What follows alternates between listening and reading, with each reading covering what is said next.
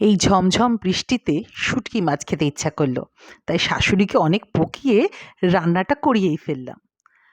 লাগবে কাঁঠালের বিচি, কাটোয়ার ডাঁটা, আলু আগে ভেজে রাখবো। সবজির মধ্যে কুচনো পেঁয়াজ, রসুন, শুকনো লঙ্কা বাটা, আর সঙ্গে আগে থেকে ভেজে রাখা শুটকি মাছগুলোকে ভালো করে ধুয়ে ভেজে রাখতে হবে।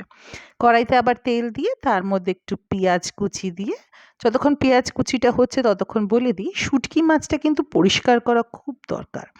সেই জন্য ওটাকে একটু গরম জলে ভিজিয়ে ভালো করে কেটে পরিষ্কার করে অল্প তেলে ভালো করে ভেজে নিতে হবে। পাড়া প্রতিবেশীর গন্ধ কিন্তু পাবে, আগের থেকে জানিয়ে রেখো।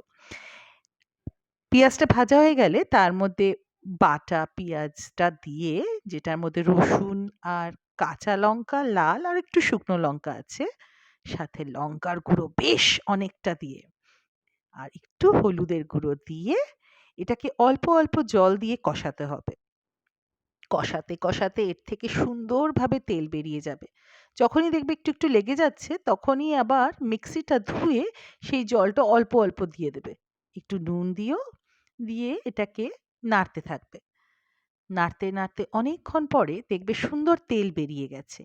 ঠিক এই সময়টাতে এটাকে নেড়ে চেড়ে ভালো করে এর মধ্যে দিয়ে দেবে সবজিগুলো, আর দিয়ে দেবে মিক্সির কড়াইটা ধোয়া একটু ভালো করে জল। তার মধ্যে দিয়ে দেবে সবজিগুলো ভালো করে, আর সাথে দিয়ে দেবে শুটকি মাছটাও একটু নেড়ে চেড়ে।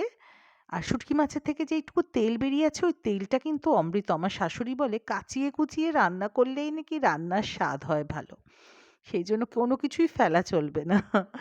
শাশুড়ি মায়ের এই হাতের রান্নার আমরা এখনো সবাই ফ্যান।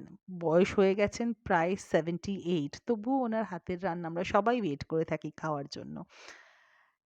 একটু জল দিয়ে, একটুও ঢাকা দিও না কিন্তু, এই রেসিপিটাতে ঢাকা দিলেই কিন্তু টেস্টটা নষ্ট হয়ে যাবে। তারপরে আস্তে আস্তে সুন্দর ধোঁয়া, তাতে গন্ধ, তেল বেরিয়ে গেছে, আহা! জিভে জল তো চলেই এসছে। আহ! একদম শুকনো শুকনো করে নামাবে, আর গরম ভাতে, আহ! আজকের দিনের লাঞ্চটা জমে গেল মাইরি। Bye bye.